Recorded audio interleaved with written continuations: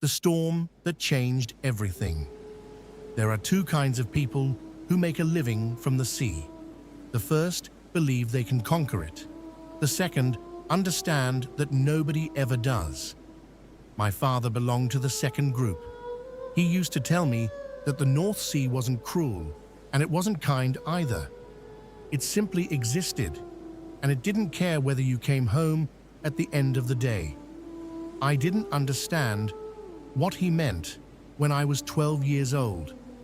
I do now. I grew up in Black Tide Point, a small fishing town on the northeast coast of England, where nearly every family could trace its history back through generations of sailors, lighthouse keepers, lifeboat crews, or fishermen. The sea wasn't something you visited there. It was the reason the town existed. The harbor smelled of diesel fuel, wet rope, salt, and cod. The gulls were louder than church bells, and every kitchen window looked toward the water. The Mercer family had worked those waters for longer than anyone could remember. My great-grandfather mapped shoals by hand before sonar existed. His father sailed under canvas. My grandfather survived a German mine during the Second World War. My father, Daniel Mercer, captained the Morning Star, a sturdy 38-foot trawler that had weathered more storms than most men. He expected I'd inherit her one day. Instead, I became an oceanographer. Funny thing was, he was probably the reason. Unlike most fishermen, Dad never dismissed science. Every unusual catch, every strange current, every change in fish migration found its way into notebooks he kept stacked in the wheelhouse. He couldn't explain everything he saw, neither could science. That fascinated me. By the time I finished university and earned my doctorate in marine biology, I believed every mystery in the ocean had an explanation. Some simply hadn't been discovered yet. That certainty began to crack 23 years ago. It was late October. The herring season had been poor, and Dad decided to try one last trip before winter closed in properly. I begged to go. Mum argued. Dad eventually smiled, rubbed a hand through my hair, and said, "He'll learn more in one day out there than he will in a month sitting indoors." So before sunrise, we left harbor. I still remember how calm everything looked. The sea rolled gently beneath a pale gray sky. The forecast mentioned deteriorating weather later in the afternoon, nothing unusual for that time of year. By lunchtime, we'd nearly filled half the hold. Dad was in a good mood. He even let me steer while he checked the nets. Then the barometer dropped. Fast. I watched him glance at it once, then twice. His expression changed. Without saying a word, he started hauling gear in much faster than before. Clouds arrived from the northeast with impossible speed, swallowing what little sunlight remained. The wind came next, not gradually, instantly, like someone had thrown open an enormous door. Within minutes, the sea transformed. Waves climbed from 1 meter to 3, to what felt like mountains. Rain hammered the wheelhouse windows so hard, I thought the glass might break. Dad radioed the Coast Guard. Static answered. He tried again. Nothing. The compass began wandering. That unsettled him more than anything. "We're heading home," he said. No panic, just certainty. But the sea had other plans. A wall of water struck the starboard side. The Morning Star rolled so violently that every loose object inside crashed across the cabin. I remember gripping the seat so tightly, my fingers cramped. Then there was a sound. Not wood breaking, not metal tearing. Something heavier, something striking us from underneath. The whole boat lurched upward before slamming back into the water. Every alarm began screaming. Dad looked down toward the engine compartment, then straight at me. The hull's breached. His voice remained calm. Too calm. He'd already accepted what was happening. Water poured into the bilge, faster than the pumps could throw it back out. He grabbed my life jacket, checked every buckle twice, never stopped talking. If I tell you to jump, you jump. I won't leave you. You don't get to decide. Another impact, harder this time. The wheel jerked violently in his hands. The lights flickered. The engine coughed once, twice, then died. Silence, not real silence. The wind still screamed. The waves still crashed. But the engine had always been part of the background noise of my childhood. Without it, everything suddenly felt enormous. The boat drifted sideways. Dad fired a distress flare. The red light disappeared into sheets of rain. Then something happened that has stayed with me every day since. I looked over the side.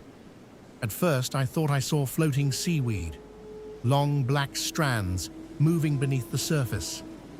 Then the strands moved against the current, slowly, deliberately. They belonged to someone. She emerged just enough for me to see her face through the dark water. A woman, or something that looked enough like one for my 12-year-old mind to accept it. Long black hair drifted around her like ink. Her skin appeared impossibly pale beneath the green-gray sea. Her eyes, even now, I struggled to describe them. They weren't glowing. They weren't monstrous. They simply looked adapted, large, dark, like the eyes of deep-water seals. She wasn't struggling against the storm. She wasn't even swimming. She seemed suspended beneath us, as naturally as if gravity itself belonged underwater. She looked directly at me, not the boat, not my father, me. There wasn't hatred in her expression, nor kindness, only curiosity, the kind of detached curiosity scientists have when observing animals they've never seen before. Then she tilted her head, almost thoughtfully, before vanishing into darkness with a single, effortless movement. "Dad," he never answered. Another wave crashed across the deck. The boat rolled again. Then I heard him whisper something, not to me, to himself. No, not afraid, resigned, as though he'd recognized exactly what I'd just seen. The lifeboat found us 43 minutes later. The Morning Star never returned. Neither did the official explanation make much sense. The accident report blamed submerged debris loosened by the storm. Dad signed it, folded it, locked it away, and from that day forward, he never once spoke about what happened beneath those waves. Not even when I became an oceanographer. Not even when I dedicated my career to studying unexplained marine behavior. Looking back, I think he believed silence was the safest thing he could give me. I only realized how wrong he was 23 years later. It happened 3 days after his funeral. While clearing out the loft above the old house, I found a battered oak chest tucked beneath a canvas sail. Inside were dozens of weathered notebooks, fishing logs, tide records, hand-drawn coastal maps, pages filled with sonar sketches, newspaper clippings, photographs, every notebook dated over nearly 30 years. They weren't records of fish, they were records of sightings. Every single one centered around the same stretch of coastline, the same offshore trench, the same unexplained encounters, and every notebook ended exactly the same way. On the final page, in my father's careful handwriting, 4 words: "She is still here." Part 2, the journals beneath the salt. People imagine grief arrives all at once. It doesn't. It comes in small moments: an empty chair, a coat still hanging behind a door, the smell of engine oil that refuses to leave a garage. For me, It arrived every morning as I sorted through my father's belongings. The house overlooked Black Tide Harbor exactly as it always had. Fishing boats still left before dawn. The lighthouse still swept its white beam across the water every 12 seconds. Nothing had changed, except the one man who had taught me how to read the sea was no longer there to explain it. His journals became my routine. Every morning, I'd make tea, sit beside the front window overlooking the harbor, and read until sunset. At first, they looked exactly like ordinary fishing logs. Wind direction, barometric pressure, sea temperature, catch weights, fuel consumption, engine maintenance. The sort of meticulous notes every experienced skipper keeps. Then, about halfway through the earliest notebook, another heading appeared. It wasn't underlined, it wasn't highlighted, just written in neat block capitals. Unusual observations. The first entry was almost laughably ordinary. Harbor porpoises moved against tide, possible feeding behavior. Then, shoal changed direction simultaneously before sonar detected disturbance. Months later, unknown vocalization recorded below 60 meters, not whale. Years passed through the journals. The entries slowly became stranger, never dramatic, never emotional. Just observations, like any good scientist would make. Repeated hull contact, no visible cause. Fish avoiding Western Trench despite ideal conditions. Seals abandoning breeding rocks 48 hours before storm. Then, the first mention. Observed female figure beneath surface, approximately 40 meters from vessel. Black hair, large eyes. Duration 3 seconds. No explanation followed. Just another fishing entry, almost as though he deliberately forced himself back to ordinary work. I kept reading. The sightings increased. Not often, perhaps one every year or two. Always near the same stretch of coastline. Always during poor weather. Always involving the same description. Black hair, pale skin, watching, never attacking, never approaching close enough for certainty, until the final journal. The one dated the year our boat sank. That entry was different. For the first time, my father had written more than a sentence. Thomas saw her. Nothing else. Just those 3 words. The following page had been torn out. So had the next. Whoever removed them had done it carefully years before. By Thursday, I'd read nearly 20 years of notebooks. I still wasn't sure what I'd found. Certainly not proof. Extraordinary claims require extraordinary evidence. I taught that to my own students, but there was enough consistency to make me uncomfortable. My father had described exactly the same individual over 2 decades. He wasn't a fanciful man. If anything, he'd been aggressively practical. He repaired engines with fencing wire. He trusted weather more than forecasts. He laughed at ghost stories. Yet he had quietly documented the same impossible encounter for most of his adult life. There was only one logical next step. Talk to the people who'd spent their lives at sea. Black Tide Point wasn't the sort of place where strangers asked questions. Fortunately, I wasn't a stranger. Old George Atkinson was repairing lobster pots outside the harbor cafe when I found him. He'd known my grandfather, probably my great-grandfather too. He looked up as I approached. "You've got your father's walk," he said. "I've been told." He nodded once. "Means you think before speaking." "I hope so." He went back to mending the rope. "What can I do for you, Doctor?"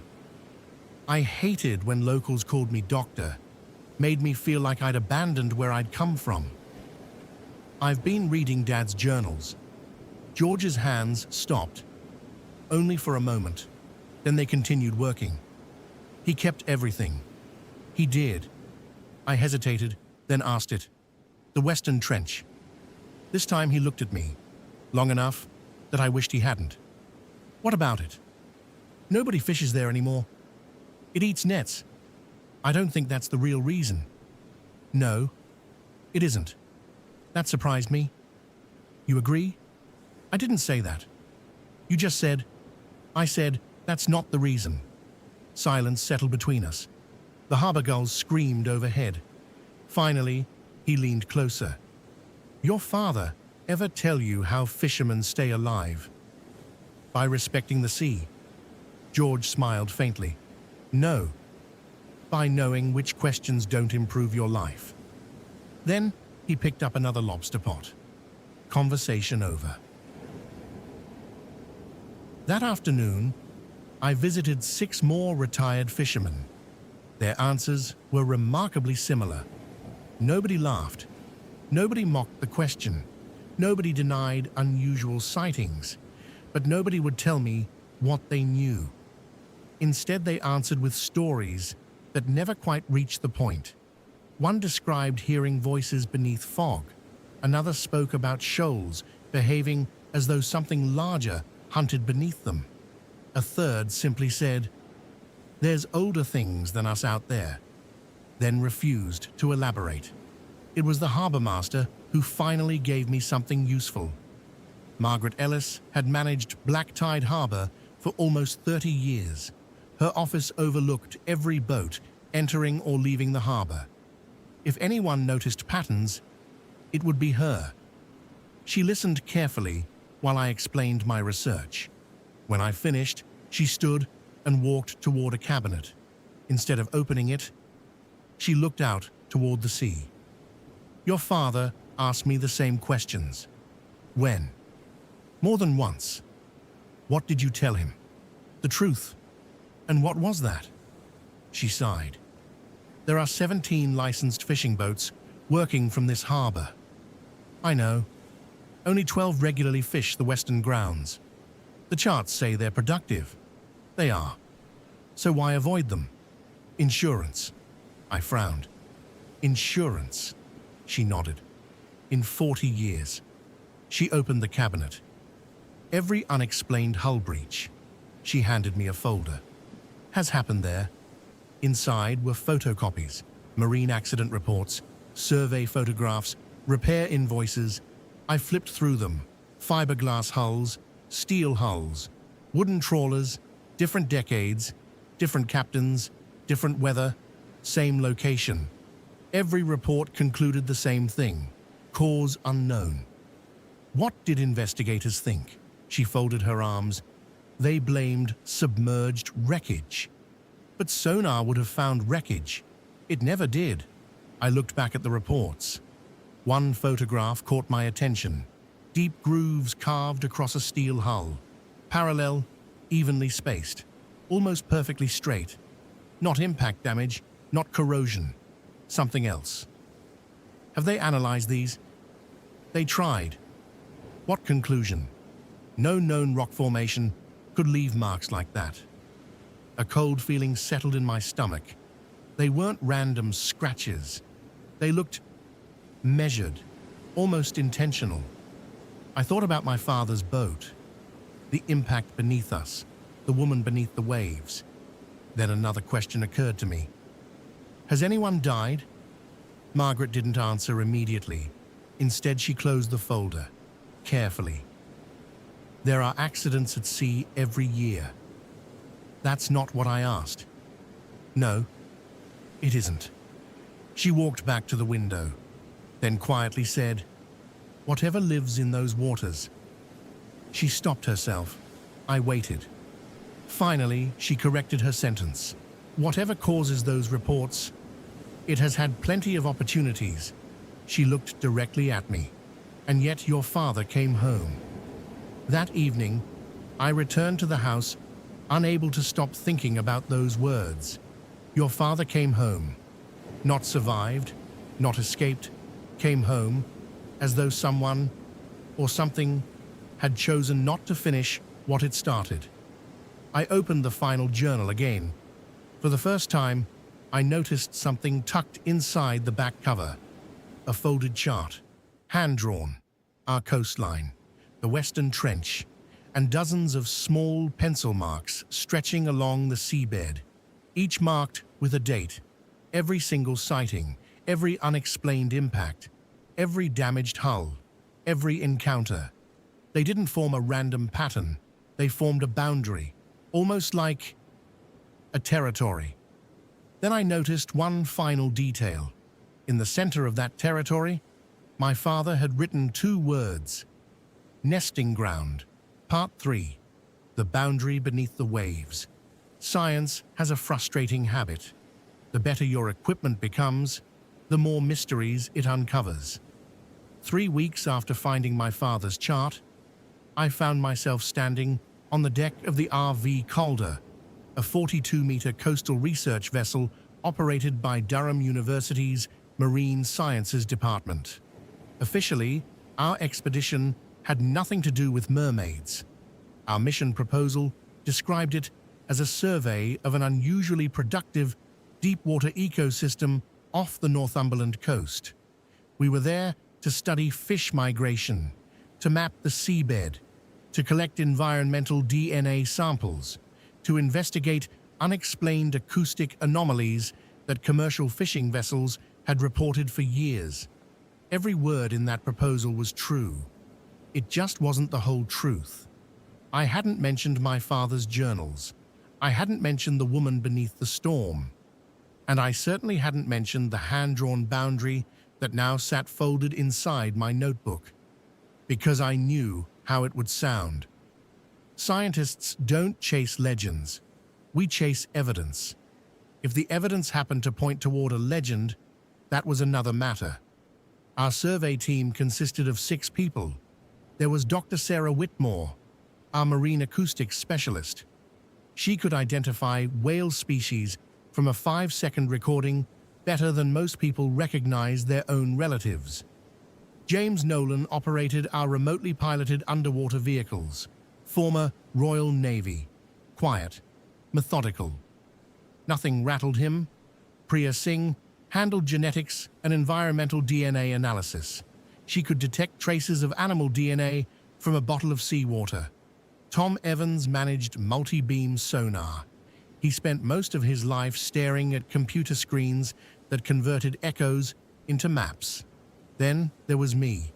Officially, I was leading habitat analysis. Unofficially, I wanted answers that had haunted my family for generations.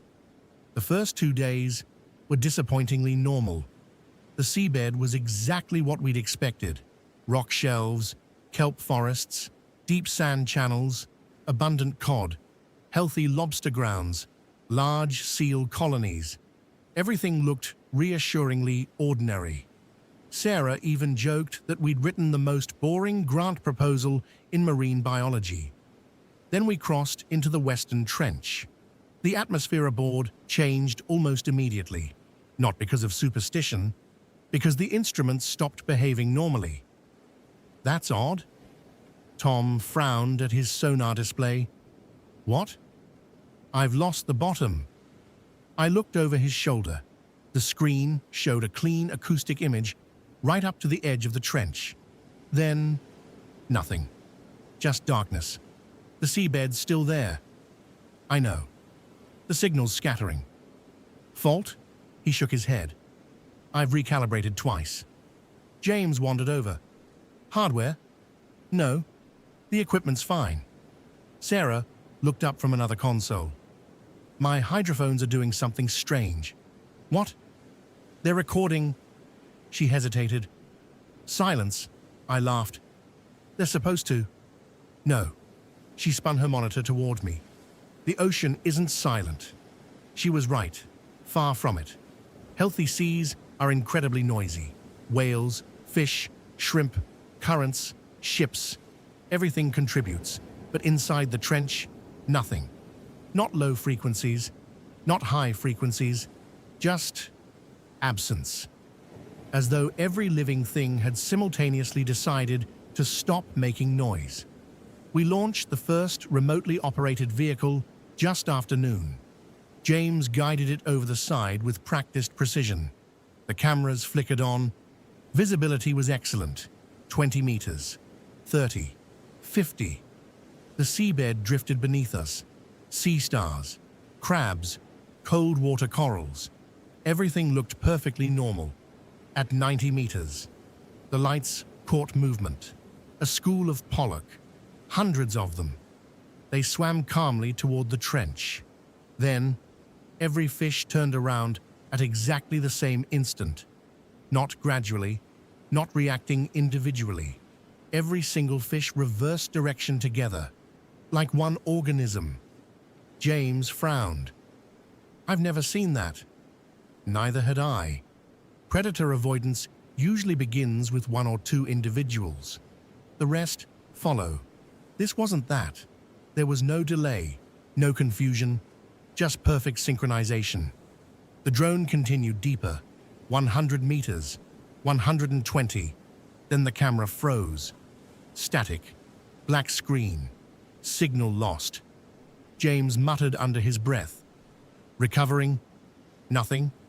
He switched to backup systems. Still nothing. 30 seconds later, the image returned. The drone was now facing upward.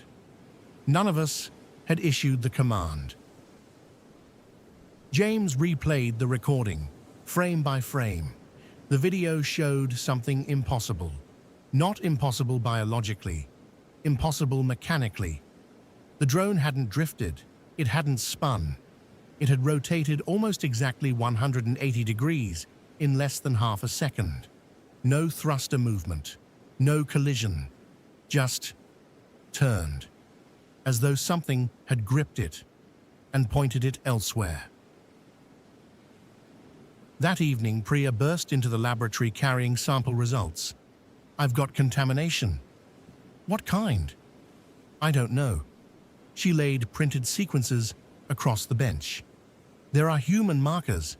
I blinked. Impossible. We're 5 nautical miles offshore. I know. We've filtered the samples twice. Human DNA contamination happened, usually because someone sneezed near a sample tube. But Priya had already accounted for that. This isn't contamination. What is it? She pointed to one sequence. These markers don't fully match modern humans. Silence. She quickly corrected herself. I mean, they're damaged. Degraded? Ancient? I don't know. She rubbed her forehead. I've never seen anything quite like it. Could it belong to seals? No. Dolphins? No. Whales? No. She looked genuinely unsettled. It's closest to human, but not close enough. That night, I couldn't sleep. Instead, I spread my father's chart across my cabin desk, then overlaid our digital seabed map. The boundary matched almost perfectly. Every sonar failure, every damaged hull, every unusual DNA sample. Everything happened inside the same area my father had marked by hand decades earlier. No GPS, no satellite imagery, just observation. Somehow, he'd mapped it all.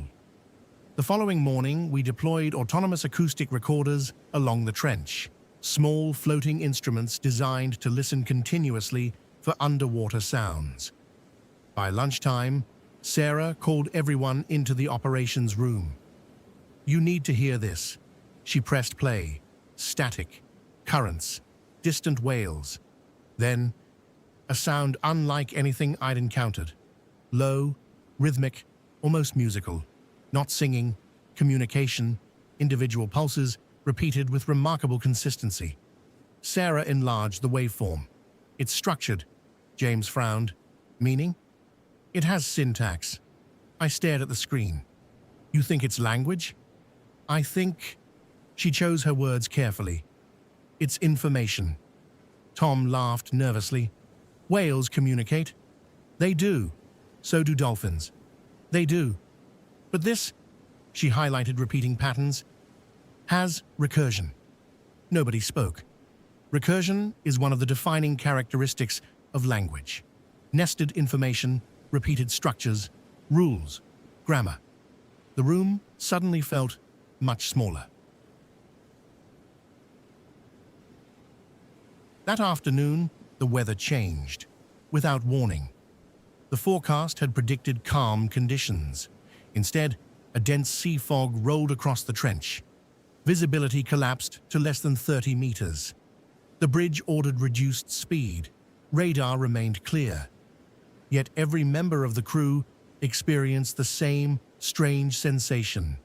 The feeling that something enormous moved just beyond the fog. Never seen, only sensed.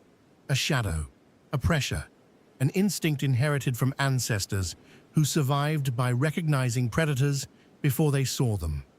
Even James admitted it. I don't like this.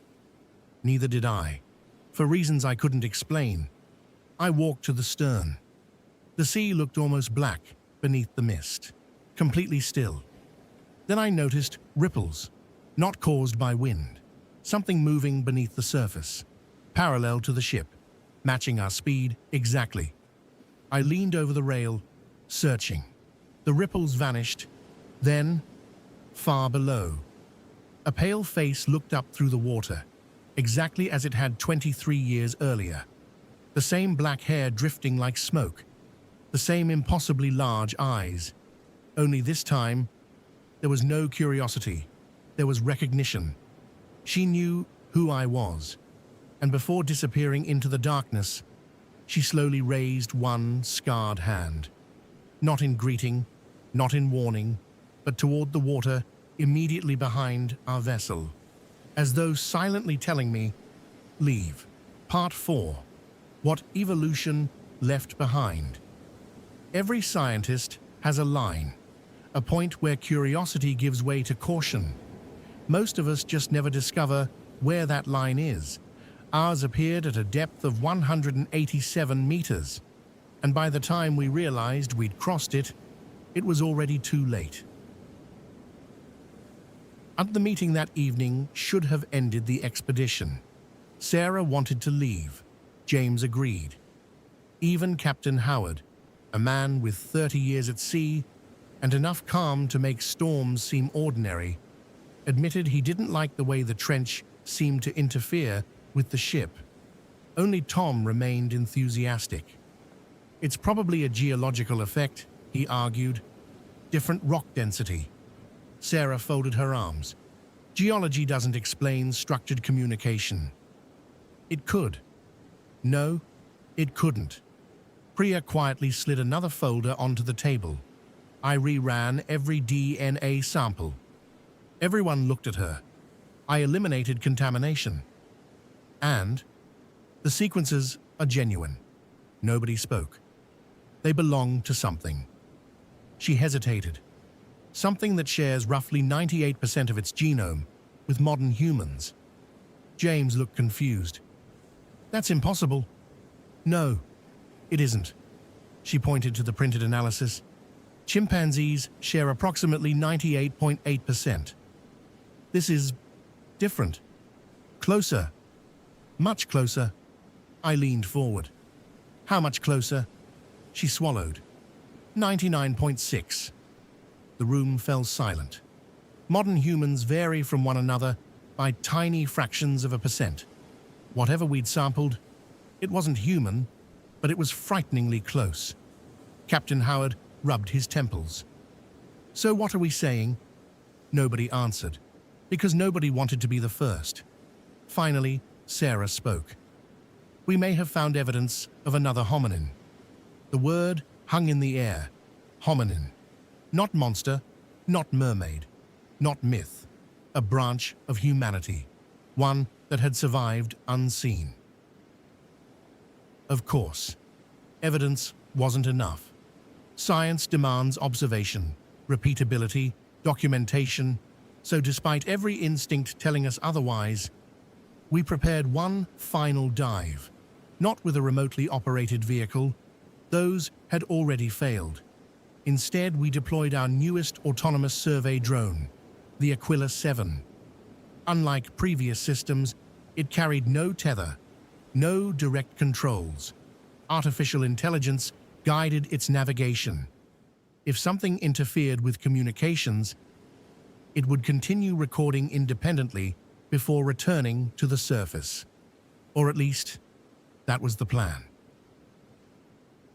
The drone slipped beneath the waves just after sunrise. Everyone crowded into the operations room. Its cameras transmitted crystal-clear images. Rock walls, cold water sponges, soft corals, clouds of tiny shrimp. At 100 meters, nothing unusual. At 150, the trench walls narrowed. The seabed changed. The rock looked worked, not carved, not naturally fractured, smoothed, repeatedly. James zoomed in. Long parallel grooves stretched across the stone, too regular to be random, almost polished, like generations of movement had worn pathways into solid rock. East at 187 meters, the trench opened. Every person in the room leaned forward. Instead of descending into darkness, the drone emerged into something resembling a hidden valley beneath the sea. Towering cliffs rose on either side, protected from ocean currents, sheltered, stable. The floor wasn't barren. It was covered in enormous forests of kelp, unlike anything I'd ever documented. Some stalks reached 15 meters high. Fish moved everywhere. Juvenile cod, pollock, flatfish, crabs, lobsters, an entire ecosystem, perfectly hidden, perfectly protected. It wasn't simply a habitat, it was a nursery. My father's final map suddenly made sense. Nesting ground. He hadn't meant eggs, he'd meant generations. Tom whispered, "My God." Then the drone detected movement. Large movement, heat signatures, 7, no, 9, no. The software kept recalculating. Bodies moved through the kelp with astonishing speed. Too fast for seals, too controlled for sharks. The cameras struggled to keep focus. Only fragments appeared. A shoulder, dark hair, powerful tails driving through the water with fluid precision. Hands, definitely hands. Long fingers connected by thin membranes. Not fins, modified human anatomy. Designed by millions of years of evolution. Not fantasy, adaptation. Sarah's voice had become almost inaudible. "They're using counter-shading," she pointed. Their skin wasn't uniformly pale. The upper surfaces were darker, the undersides lighter. Exactly like dolphins, exactly like sharks. Camouflage. Evolution had solved the same problem in the same way. Independent adaptation, convergent evolution. The drone drifted closer. No panic, no pursuit. The figures watched it. Several smaller individuals hid among the kelp. Juveniles, children. One adult gently pushed them farther back. Protective behavior, social behavior, family behavior, everything we'd hoped and feared to find. Then, she appeared. Even through high-definition cameras, there was no mistaking her. The woman from the storm. The woman beneath our hull. The woman who had watched me as a child. Time hadn't touched her, or perhaps it simply touched her more slowly. Her black hair flowed almost to her waist.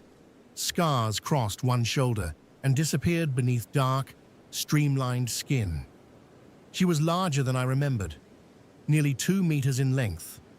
Her powerful tail flexed with effortless control. Her eyes fixed directly on the drone. Then, she looked directly into the camera, straight through the lens, straight at us. I felt my pulse quicken. It was irrational. She couldn't possibly know we were watching. Could she? Without warning, she extended one arm, not aggressively, almost curiously. One finger touched the drone's outer casing. The live feed filled with static, recovered. Then every onboard diagnostic began scrolling automatically. James frowned. "I'm not doing that." Neither was the computer. Files opened, closed, navigation systems reset, memory partitions accessed. Impossible. The drone wasn't connected to any external network, yet something had triggered its operating system. Then Sarah noticed something. The acoustic channel. What about it? It's transmitting. We didn't activate it. No, we didn't. The speakers crackled. Low-frequency pulses filled the room. The same structured patterns we'd recorded earlier, only louder, clearer, intentional.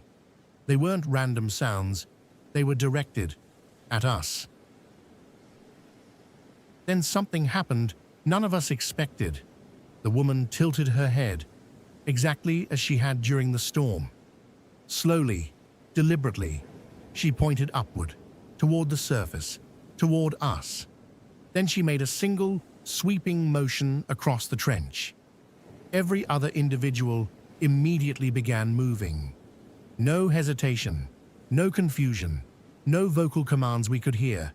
Perfect coordination. Within seconds, the nursery emptied. Adults, juveniles, every single one disappeared into tunnels hidden beneath the rock walls. Disciplined, efficient, military. James stared at the screen. They're evacuating. No, I whispered. They're protecting the young. Then the drone shook violently. Not struck. Caught. The camera spun. For one brief instant, the screen revealed the source. Not the woman, something else. A massive silhouette emerging from deeper water. Larger than any shark. Long. Powerfully built. Ancient scars covering its body. Its face appeared only for a fraction of a second. Broad, weathered, older. Much older. The woman turned instantly. Her entire posture changed. Not fear, respect. She moved between the approaching figure and our drone, shielding us. Shielding it? No, shielding both, preventing conflict. Then the transmission ended. Complete blackness. The drone resurfaced 3 hours later, perfectly intact. Every external camera still worked. Every battery remained charged. Every sensor functioned normally. Except for one detail. Its entire internal memory had been erased. Hours of recordings gone. Compressed into nothing. Every backup, every duplicate, deleted. Only one file remained. Not video, not audio, just a single still image. Taken 1 second before the blackout. The woman, standing motionless in the water, looking directly into the camera. One hand resting over her chest. The other raised toward us.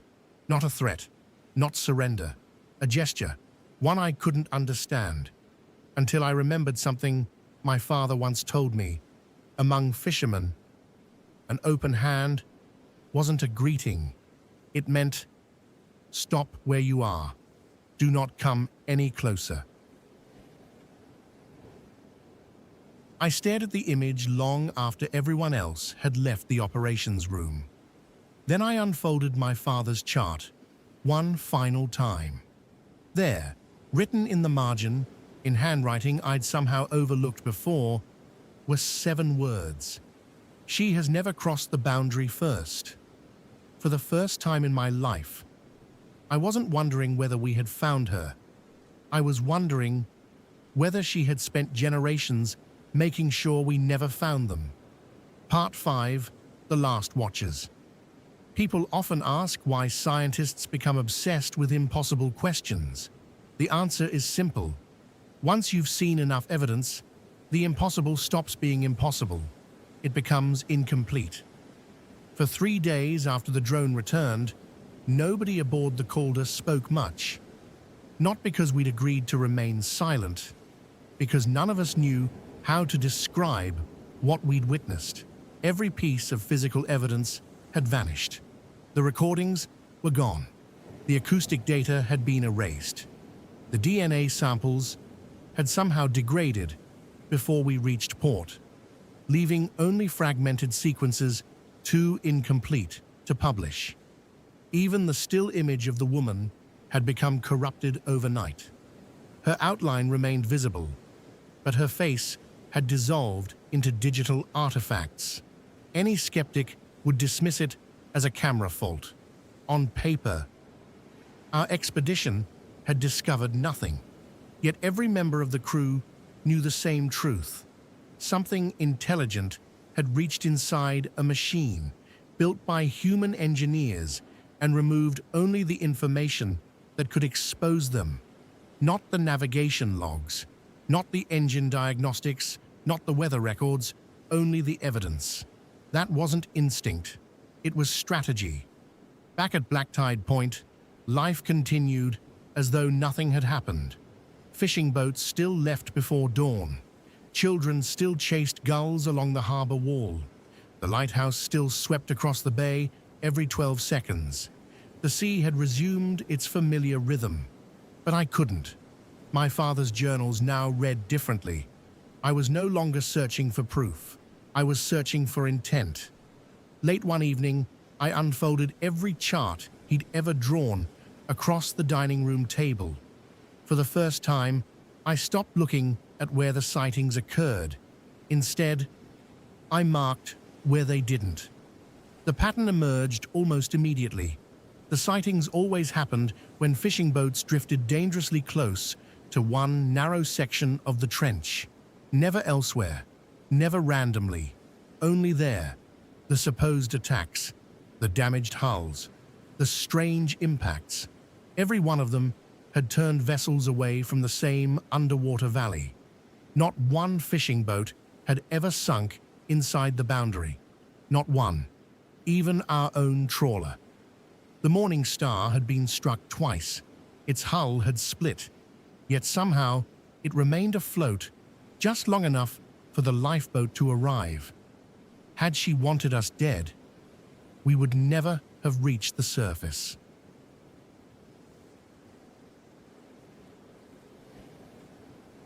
That realization brought back something I'd tried to forget. The expression on her face during the storm. As a boy, I'd remembered it as frightening. Now, I recognized it. It was assessment. The look a ranger gives hikers entering protected ground. Not hatred, responsibility.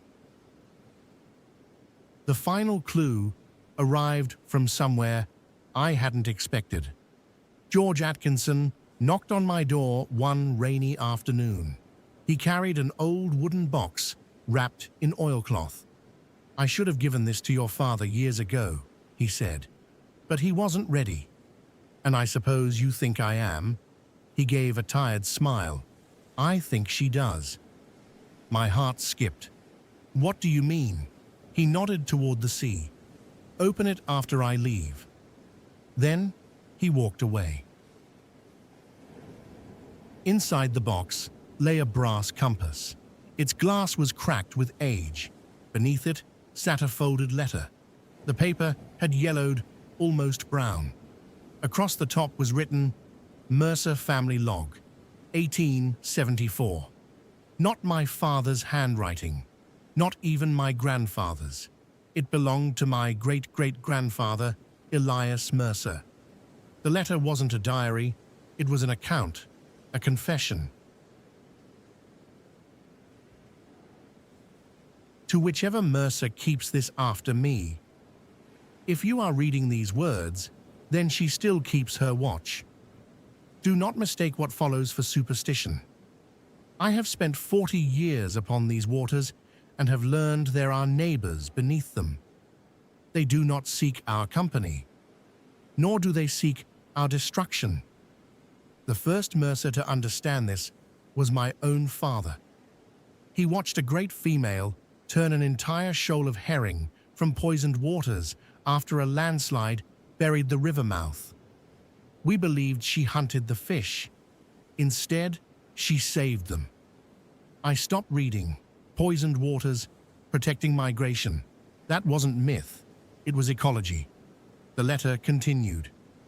In the spring of 1849, a whaling vessel ignored every warning and entered the deep basin. No survivors were found. We believed the sea had claimed them. 3 weeks later, every dead whale upon the coast bore the same wounds. Not feeding wounds, battle wounds. I frowned. Battle. Then, there are greater hunters beneath the shelf. She is not the greatest thing below. The room suddenly felt colder. I turned to the final page. There, sketched in fading ink, was something I'd never expected. Not a mermaid, a family tree, human names on one side, unknown symbols on the other.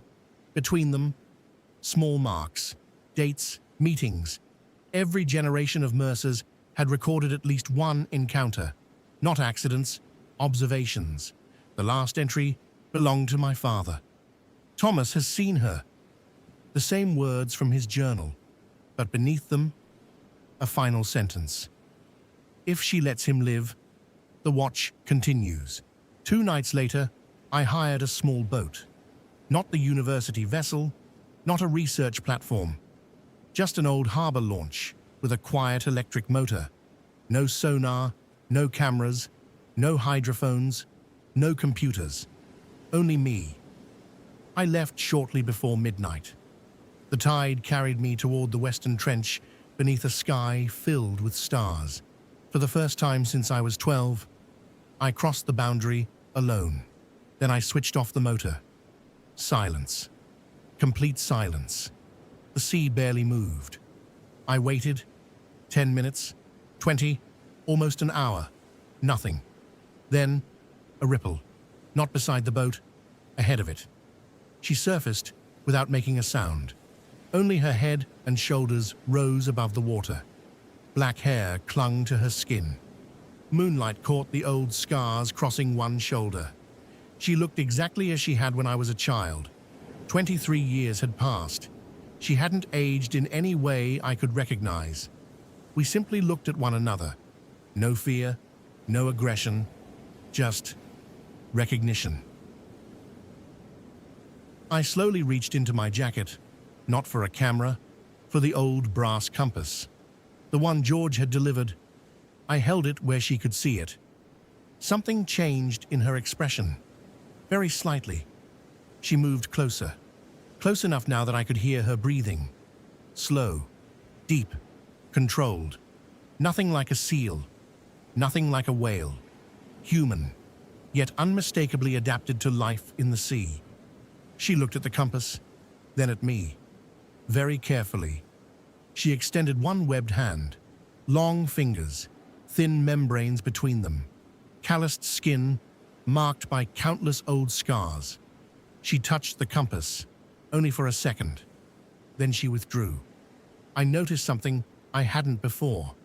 Around her neck hung a smooth disc carved from whalebone. Upon it, the exact same symbol that appeared beside my family's names in the 1874 journal. Not decoration, recognition. Behind her, shapes emerged from the darkness. 1, then 3, then dozens. Adults, juveniles, families, watching from beyond the edge of moonlight. None came closer. They didn't need to. Their message was obvious. She was not alone. She had never been alone. Then the sea changed. Every individual turned toward the open ocean, including her. I followed their gaze. Far offshore, a shadow moved beneath the surface. Massive. Larger than anything I'd ever seen. Not breaching, not hunting, simply passing. Its movement displaced the sea itself. The woman immediately positioned herself between my boat and the approaching shadow. The others did the same. A line, a living barrier. The realization struck me with breathtaking clarity. They weren't protecting themselves. They were protecting me, protecting us. Whatever lay beyond the continental shelf, they feared it enough to stand against it. My family's journals had been wrong about one thing. The Western Trench wasn't merely their home. It was their outpost, their frontier, their watchpost. They had spent centuries guarding the coastline from something that lived farther out in the abyss, something humanity had never seen. The shadows slowed. For several endless seconds, nothing moved. Then it turned, gradually disappearing into deeper water. Only after it vanished did the warrior lower her guard. She looked back toward me. There was no triumph, only relief. Then she did something I will never forget. She placed her hand over her chest, the same gesture captured in the drone's final image. This time, I understood. It wasn't a warning. It wasn't surrender. Among countless human cultures, an open hand over the heart means one thing: trust. Very slowly, I mirrored the gesture. She watched me for several seconds, then gave the smallest nod. One simple acknowledgement. Nothing more. She slipped beneath the surface. The others followed. Within moments, the sea was empty once again.